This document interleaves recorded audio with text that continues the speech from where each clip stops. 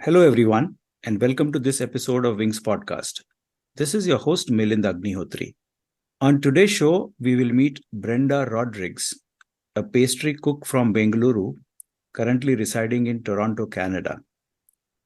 She calls herself a shy, introvert person who is discovering the courage to get out of her comfort zone to be the person she wishes to be.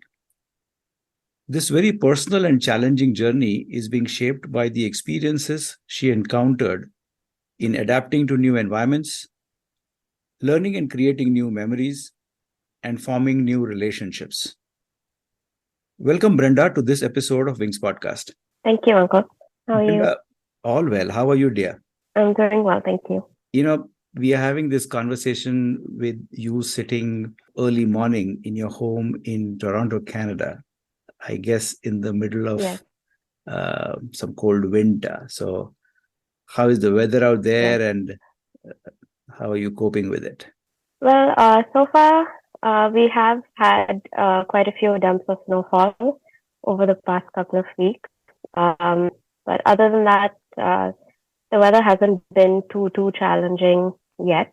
So, we still got a couple of months left to go.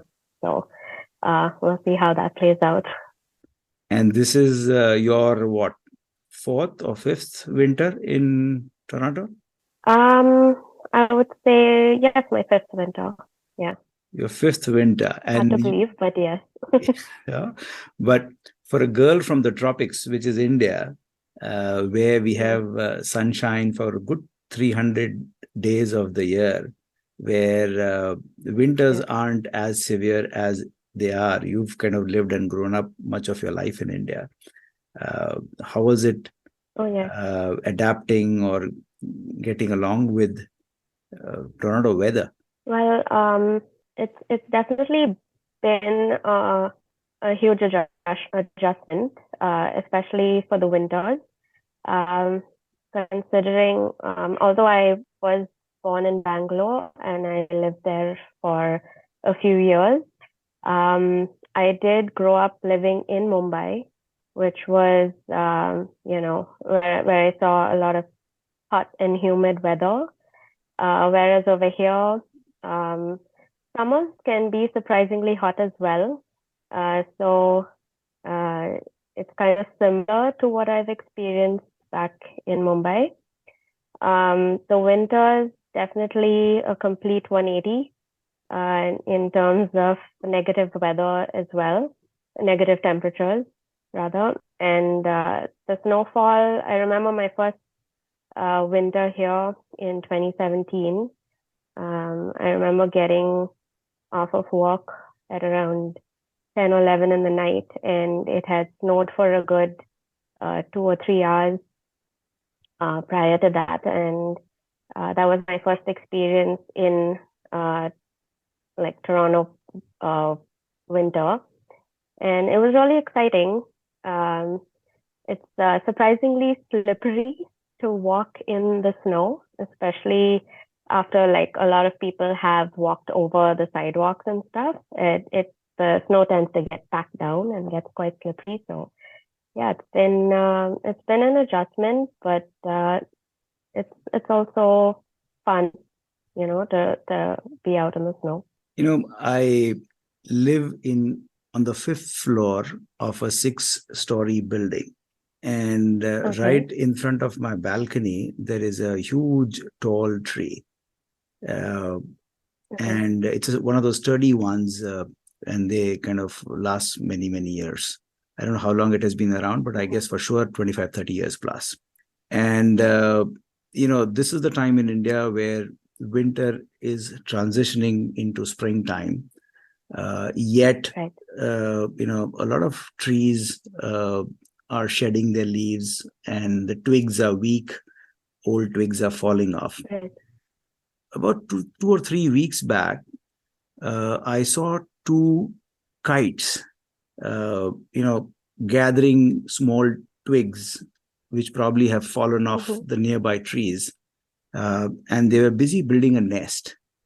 And it is right in front of my balcony, a little at a distance, but I can see it from my naked eyes. this was a couple of, I think, 3 or 4 weeks back. It's a sturdy, huge nest, and there were some eggs laid. I saw one day, and probably the mother kite was probably sitting there hatching them. Just, I think, what, last week, I think, there were two hatchlings. I think that's what they are called in the kite world. You know, we Okay. essentially we call them chicks for any birds, but I was Right. I was told that they're called hatchlings there. And last week it has been fun watching them, waiting for dad and mom to get them food, and one of them is always sitting there with them while the other one is fetching food, and so on and so forth. And of course, it'll go on for Right. maybe a couple of days more. And the two chicks, beautiful ones, very small in size. Obviously, they'll grow very fast because of the species that they are. But it's a beautiful, beautiful uh, experience for me to watch the mom and dad kites kind of taking turns to look after the little chicks, and caring for them, protecting them, etc., etc. So this is what happens very naturally with any birds. When you look at a phenomena like this and look back at your own story as you were growing up, what sort of Yes. similarities or differences do you see? I guess in many ways I could relate to the little hatchlings because obviously when I came to this world, I was completely and entirely dependent on my parents for everything and pretty much anything. I would say right up until I probably left home, which was when I was probably almost 18. I did rely on them for a lot of things.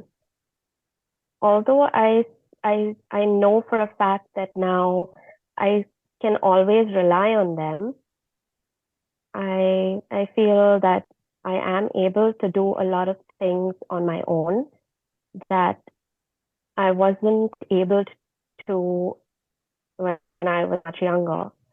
And in a way, that's sort of a beautiful thing to see how I've grown and changed over the many years since I was born, and that I have a lot more of growth to look forward to.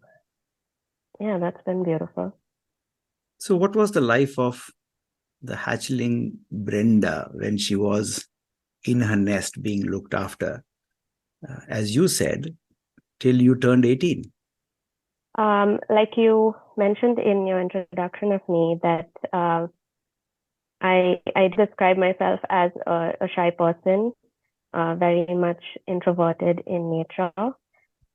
I did depend on my parents for a lot of things, not only just for the basics of like, food, clothing, and shelter. They were always there for me when, I had trouble with, my studies.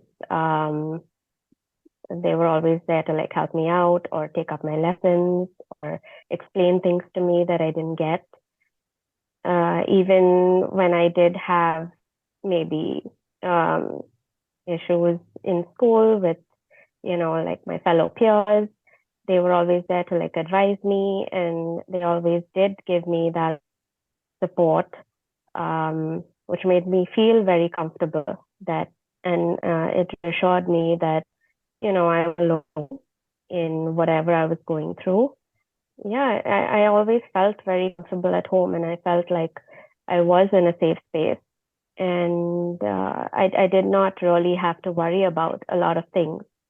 One of the things, Brenda, they say about introverts, and that too introverts who also feel that they are shy, is they find it quite hard to start a conversation and even be a part of one, preferring mostly to be on the sidelines, listening almost all the times, but hardly contributing or participating in terms of, expressing their own voice. I think that is 100% me. Whenever I have been in a social setting, especially when I've had to meet new people, it's something I've experienced in the past, and I still continue to experience it up until this day. I'm full of nervous energy, and I'm really anxious. I'm always so much in my head when I'm around new people, especially, or even if it's people that I sort of know, but I'm not very comfortable with. I have to tell myself that it's okay. They're just human beings like you, and have a conversation with them like you were having one with, your parents or your sister or a friend, and see where it goes. If it goes somewhere, good. If it ends, then that's okay. But it is also said about introverts, and correct me if I'm wrong, Brenda. I mean, I'm coming from a more a cognitive space right now. Such people are not understood by the people around them. And not only they are not understood, they are probably underestimated as well. The bit about being, I guess, misunderstood or not understood entirely probably comes from, an introvert's inability to, completely let go and really express how they genuinely feel, or, an opinion they might have. I know for me, it's often because I tend to overthink things and assume how people might perceive me. I think that's what probably prevents me from being completely open with, what it is that I want to say, I guess. I do tend to probably say things or communicate things in a way that I feel is what the other person wants to hear. So I guess that's probably what might lead to, the other person not getting the whole picture of who I am or what it is I'm trying to say, I guess.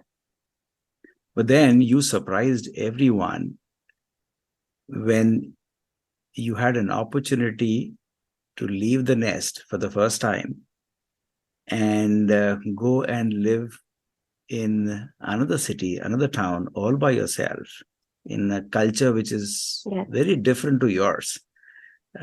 Life took you to Chennai from Bangalore. Yes.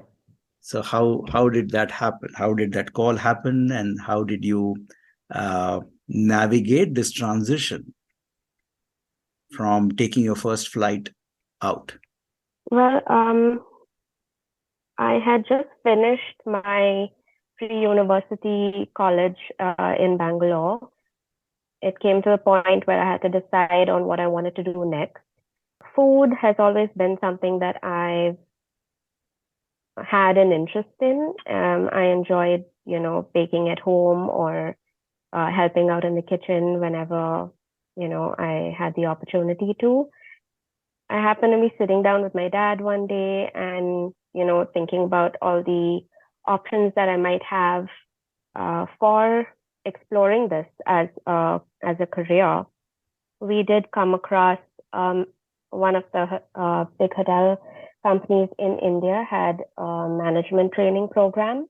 So we decided to check out their website to see if, what opportunities I had to, possibly pursue this program.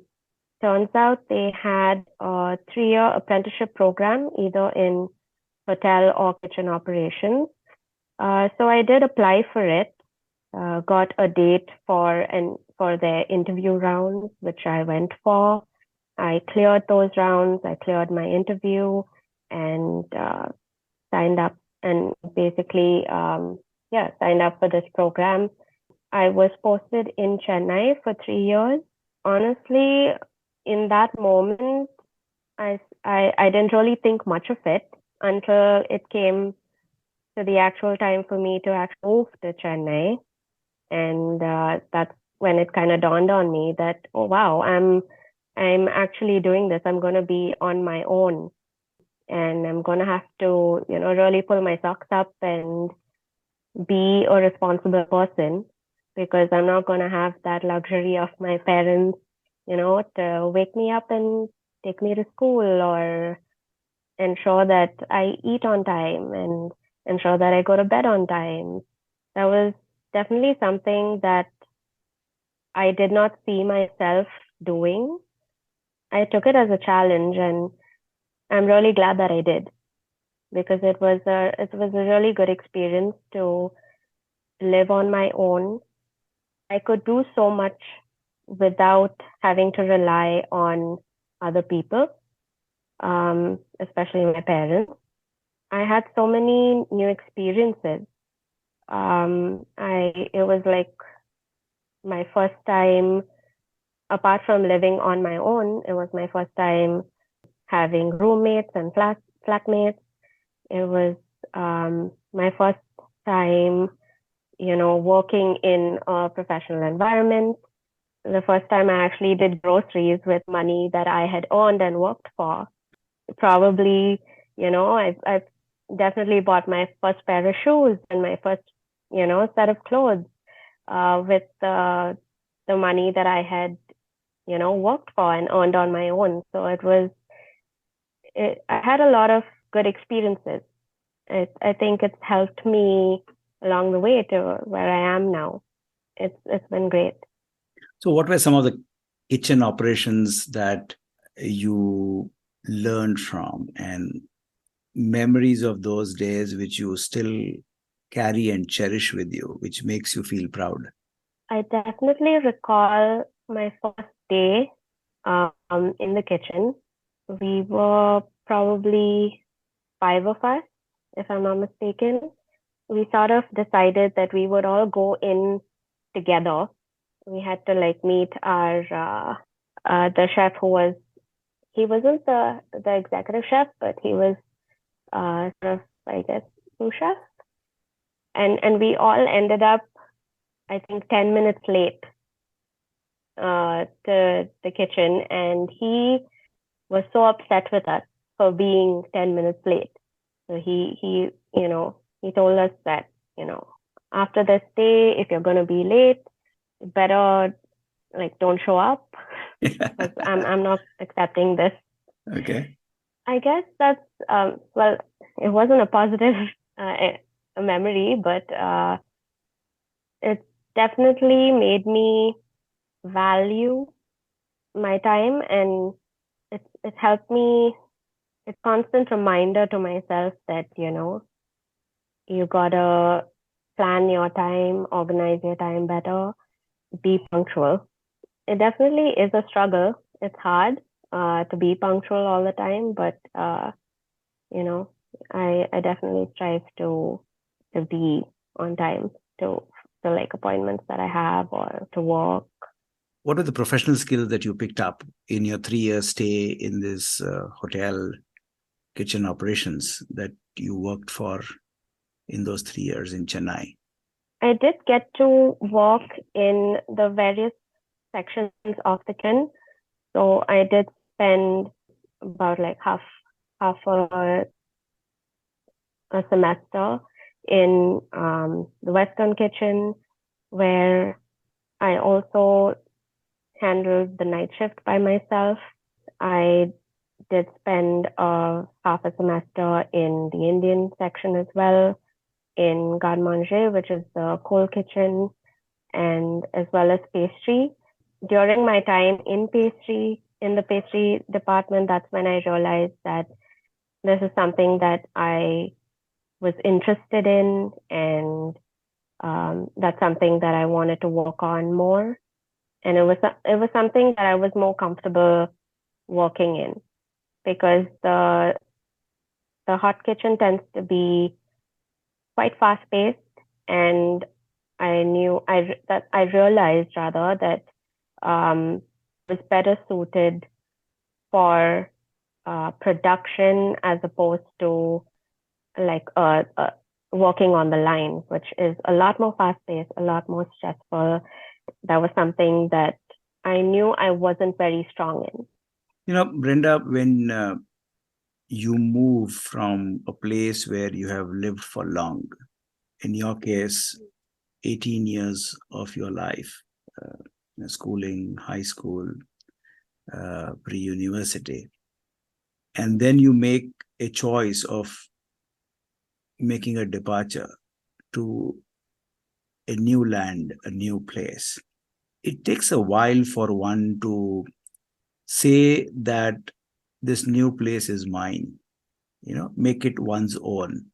One of the things that, I can say from my experience has helped me in settling down in a new place is to make new connections, new relations, new friends, at work or otherwise. I wonder whether it was a struggle for you to make Chennai your place for a while that you were there, and what did it take for you to say that I think I'm comfortable in this place now? Well, when I initially moved to Chennai, I did feel quite out of place because a lot of my batchmates, a lot of my seniors, they were from, a lot of them were from New Delhi. And so they sort of like got along with each other pretty well. And, I also am not very fluent and comfortable in conversing in Hindi. And so I felt that was another point that kind of stressed me out in, getting to know these people. But as time moved on, we did find ways to, connect with each other, like whether it was through our love for food or, music. Oftentimes we did hang out together, like we went to the beach, we would go for movies together as large groups. We would go try out new restaurants together. We even did like an overnight picnic to Pondicherry, which was nearby. And I feel these activities that we sort of involved ourselves in was a good opportunity to get to know each other, to make new friends, in a way, feel less homesick and, form our own community within ourselves. That was nice. It was fun. There were definitely a lot of differences that we obviously had to work through. We all also like helped each other out a lot. We did have to like move residences at one point, so that was also a good opportunity to like help each other out. Although I was in a new place, I didn't really know anybody there at that point. I did take the time to get to know the people that were around me, be it my colleagues or batchmates or my seniors. I sort of found a home away from home in the people that I interact with on a daily basis, and in a way that was comforting as well. Brenda, after spending those 3 years in Chennai, learning professional skills in kitchen operations in one of the most premium luxury 5-star hotel brands from India, you made another departure. And this time, halfway around the world to Toronto, Canada. How did this departure come about? Well, at the time, this was about 2016. I was living and working in Bangalore at that time. My family, on my mom's side, had decided to do like a mini reunion in Toronto. We were here for about, I would say, 2 weeks. One of the days, the entire family had decided to spend the day downtown in Toronto just to do a bit of shopping and sightseeing. My uncle who lives in Canada, had asked me if I wanted to just go check out this college that was not too far from the mall, just to see what courses they might have on baking and pastry, and then we could just join the family back at the mall, to do a bit of shopping. And I said, okay, why not? Obviously, at that time, I thought to myself, I'd rather, go shopping, but sure, let's just check this out. We went to college. There was a lady at the reception who managed to get me a couple of minutes with the course coordinator of the baking and pastry program. And I sat down and spoke to her. I gave her a brief about my education and the little bit of work experience that I had at that point. And she just explained to me what programs the college had for baking and pastry, guided me towards the college website to, like go through, that could help me with my decision. And after that meeting, as I was walking out of the building, I recall, looking into one of the classrooms, which was the skills lab for the culinary program. And all that was in that room was a bunch of stoves, a few working stations, and just above the stoves there was this shelf which had all the pots and pans that they used that were arranged neatly. Through the doorway, I just remember seeing this image, and I thought to myself, maybe I could see myself going here. Yeah, that those 2 weeks ended. I returned back to Bangalore and I resumed work and pretty much forgot all about this. Although I had forgotten, my parents hadn't. They kept, poking and prodding me every week. Like, have you checked out the college website? Have you gone through the courses? Have you figured out anything that you want to do? I always thought to myself that I don't ever see myself studying abroad, let alone living there. So I always just kept pushing it off with, yeah, I'll do it on my next day off. On my next day off. Again, it was on one of my days off. My mom asked me again, like, hey, have you checked out the college website? Have you gone through any of the courses? And at this point, I was like, okay, I've had enough. Let me just do this just to get her off my back, and then at least I'll have some peace. So I sat down. I said, okay, this shouldn't take too long. I'll give myself an hour. I ended up spending at least 3 to 4 hours browsing through, colleges in Toronto and the various programs that they had to offer. And I finally zeroed in on the 2-year baking and pastry arts management program that I ended up going to college for. At dinner that night, I mentioned to them about this program, and again, I still had this thought in my head that I'm never actually going to go back to college or study or whatever it is. The next thing that came out of my parents' mouths was like, okay, now that you've chosen a program, start your application. And I said, here we go again. Like, oh my gosh, is this actually happening? Am I being pushed? And yeah, and before I knew it, I had submitted an application for college, and I was waiting for a really long time to hear back from the college as to whether I had, been accepted or no. By then I thought, I don't know why I wasted my time, because clearly I'm not, going ahead with this. Around December 2016, that's when I heard back that my application had been accepted. And then I had to start the very long and grueling process of applying for my visa application. That was not fun. I recall, like, halfway through it, I recall grumbling to my mom that, oh my God, this is so annoying. Why do I have to, why do they want all this detailed information? I just don't want to go. It's just so frustrating. She like shushed me and she said, this is all part of the process, you're already halfway through. Why do you want to give up right now? Yeah. And next thing I knew, I was leaving for the airport early in the morning.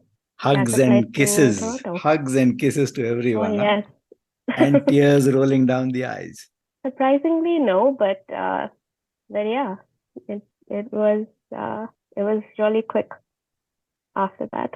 So how was the 2 years of the baking in the pastry arts program that you were a part of? How did they pan out for you? And how have the subsequent 4 years now that you have living in Toronto, how has the 6 years panned out for you in terms of education and work? The 2-year program that I did in baking and pastry arts was really fulfilling. It pretty much checked all the boxes that I wanted in a program, in terms of learning from the basics of pastry. It was really fun. I really enjoyed the skills classes, actually getting to actually make the pastries that you probably see online or on social media. It was fun. It was definitely challenging. There was a lot of learning along the way. There were a ton of assignments and a lot of deadlines, which did get a bit stressful. There was a brief, in my third semester, I had a brief co-op placement with where I got to work in one of the top restaurants in Toronto. It was a really great learning opportunity, and I'm so grateful for it. While I was enrolled in college, I also did start working part-time at a restaurant company downtown. I am still working with the same company, though now on a full-time basis. It's been a really good journey so far. What does your full-time work at this company entail? I work in the production kitchen for an Italian restaurant company in downtown, where I am a supervisor in the pastry department. So we do all the production for the pastries and the desserts that go out to the various restaurants locations that are scattered all over Toronto. I also help with training new staff that join in the pastry department. And what of the work that you do at this company as a production supervisor gives you joy? I would say that no 2 days have ever been the same. There's always a challenge that arises every day in terms of getting things out on time.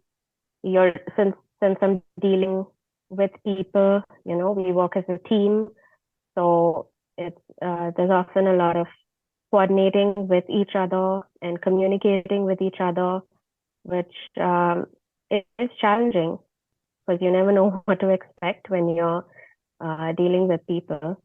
When you sort of plan your production for the day, you have like an entire list of things that need to get done, sort of seeing those things get checked off as the day progresses it's so satisfying, honestly. Getting home at the end of the day. Is it all work and no play, or work and at least some play? How does Brenda let her hair down? Definitely not all work and no play. I have been trying to sort of maintain a balance of working, working hard when I'm at work and then switching off when I get back. I like when I'm at home, I do try to like keep busy with, believe it or not, baking. Mm-hmm. I also do enjoy the odd art and craft project here and there, be it by myself or sometimes with my sister or my cousin. I do enjoy going for walks around the neighborhood or along the waterfront. Sometimes I do hang out with my friends or colleagues. Maybe we go get a bite to eat or grab a few drinks outside or go for a movie. Although we haven't done this in a while, my cousins, my sister, and myself, we sort of a couple of years ago decided that on our birthdays, instead of like giving each other gifts, we would spend our time together on like an experience. The pandemic didn't really help with that, but hopefully we get to get back into it soon. Occasionally I probably might journal or, binge watch a Netflix show if I feel like it. I read somewhere a very beautiful line, a couple of years back, and it has kind of stayed back with me. And, as I was listening to your story, which you have so beautifully shared with us, I am reminded of those lines. I hope I get them right if my memory serves me well. The lines go, in the journey of life, I come across many twists and turns. At some of those twists and some of those turns, I find a door on which it is written, this door, this lesson for now. All I do is gather my courage, open the door, and walk in. And the journey continues. For you, it seems the first door which opened which took you from your nest in Bangalore to Chennai for 3 years. And as you walked that path, you found another door on which was written Baking and Pastry Arts Management Program, Toronto, Canada. You gathered the courage, you opened that door, and you walked it. And the journey has continued for you in the last 6 years. I'm sure there'll be some another door that you will find on which something else will be written. And I guess you will open that door too and walk in to go through that experience. So I guess in many ways, this has happened to me. This has happened to all of us. This is the story of humankind, Brenda, I feel. We all are travelers, traveling and traversing our own path, our own journey, which probably, I won't use the word destiny and such things, but yes, probably we are meant to take those journeys. And every time we kind of settle down at one place where you say, this is my home, this is where I put down my roots, which is probably what is happening to you in Toronto, Canada right now. An opportunity would knock and you say, I'll make a departure. Again, the departure need not be from a particular geographical location to another geographical location. It's not about geography. It's about leaving a certain environment that one is accustomed to and making a transition and move to another one because there is another experience waiting for us to happen. And as they say, the whole journey is about helping us feel more complete and more integrated. But in all this, there is one common factor. The experiences change as we move forward. but the one constant is the traveler. So let me ask you, Brenda, as we kind of come to the end of this conversation, that in Brenda's story, where Brenda is the traveler, if I could ask you, who is she? Well, if I were to think long and hard about this, I don't think I would be able to come up with a definitive answer for that. Because, like you said, I am on a journey where I am constantly experiencing new experiences, and in a way, those experiences definitely have their impact on me and cause a lot of learning and growth and change along the way. I think my answer to that would be I am also constantly learning and growing and changing along the way. I don't know if I'll ever have like a concrete answer to that, but I guess there's the beauty in that.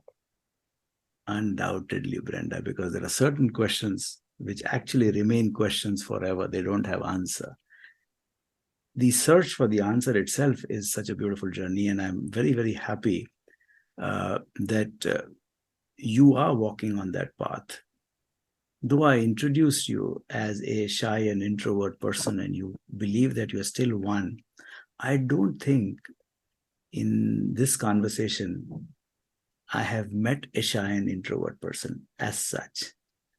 I think the hatchling has become a kite in its own right, having the courage and confidence of taking flight wherever she wishes to go.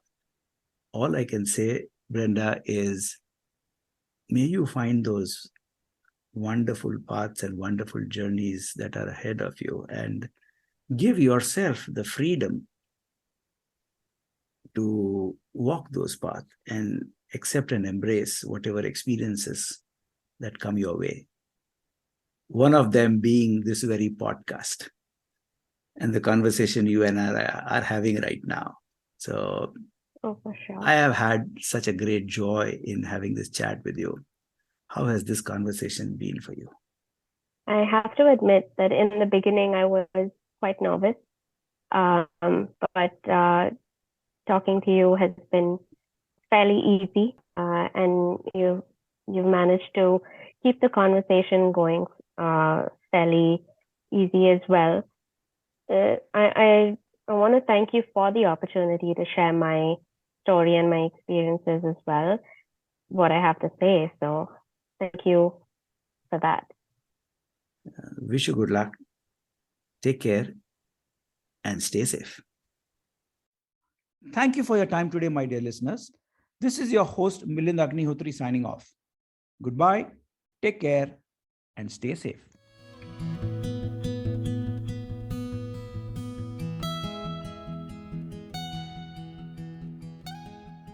This podcast is for general information purposes only and should not be considered as a piece of any professional advice. Views and opinions expressed in this podcast are those of its guest.